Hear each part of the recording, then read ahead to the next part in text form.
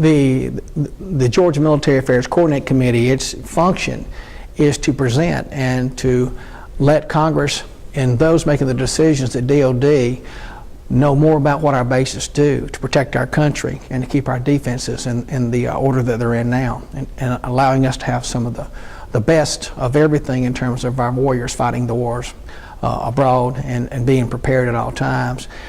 This past fall, the governor appointed the group representing all 9 bases, and the first Georgia Military Affairs Coordinating Committee meeting will be next Thursday and Friday, February 16th and 17th, and it'll be held at Warner Robins Air Force Base in the Houston County area.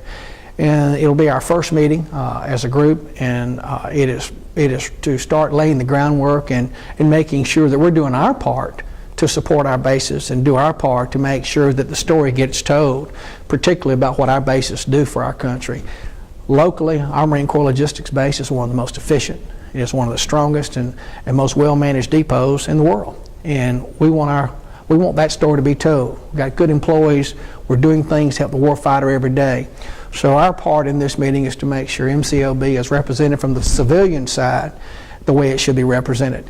And this first meeting, we will have quarterly meetings, and of course there will be get-togethers in between to discuss certain strategies, etc. Just last Thursday,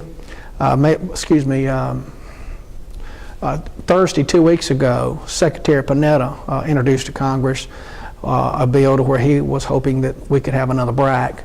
I think that there's been bipartisanship in terms of not thinking that's the thing to do, particularly at this time, not only from the economy standpoint, but for making sure we've got a couple of wars going on.